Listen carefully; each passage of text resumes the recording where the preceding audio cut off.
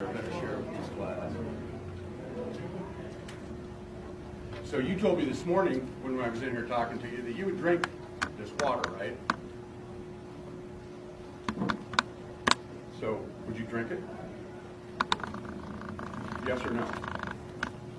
Sir, we can neither comment nor... Oh, you can't answer any questions? No, sir. So my answer would be no. I would not drink it. It's always so funny, you know, when these top CEOs and these top corporate goons get, you know, just busted red-handed and they don't have any good answers. You know, he basically pours in this toxic sludge into the cups and he's like, well, you said that you drink it. And you can imagine him saying that too, like, you know, our fracking methods are safe. You know, that's why your subsidies that you give to our companies, you know, they're really worth the while. I drink the water. And then he pours this, you know, dinosaur into the cup basically. And then instead of, you know, see, I'll tell you what he could have done in a sec. He's just like frozen, like, looking like Ned Sanders, just like, no comment, like, no comment. You know, these guys all of a sudden never have anything to say. The same thing with banking CEOs when they're in a hearing and they're like, you know, basically you had policies open and running to where you were actively and knowingly robbing people basically. And they're like, oh, I had no idea that was going on. Like, oh, so you're the head honcho of the company and you're the final say so. And you're basically the one who has access to literally all the information in the company, more so than anyone else other than people on the board themselves. And you're like, oh, I had no idea. Oh, yeah, okay. I think that by far and away, one of the more powerful things of just living in the age of free information that we do and, you know, social media is, you know, there's pros and cons to everything. However, it's clips like these that really just shed light on the fact that these people in high positions of power, they're just stank ass human beings like everybody else.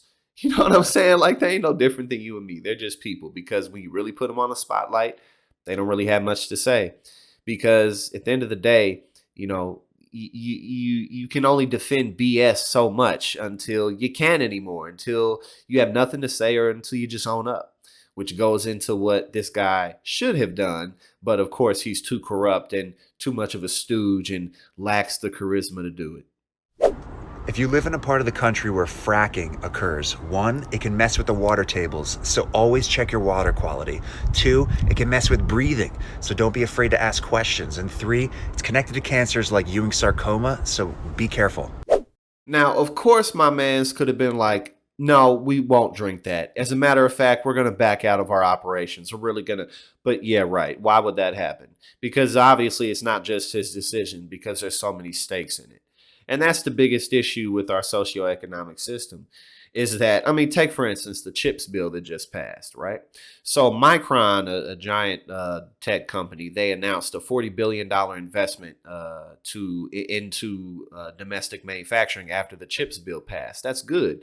However, the fact that we have to basically pay these manufacturing companies to come back here, there's many other things we can do, but the fact that we really can't avoid having to give these companies subsidies just to come back overseas shows you what's wrong with our economic system in the first place, because it allowed them to go over there. It allowed them to have and obtain so much power that we basically have to give them breadcrumbs to lead them back. You know, so that's the problem with our system as a whole. So, you know, again, this is why these videos are so powerful. It's because you can show instantly right away that these guys really are just a bunch of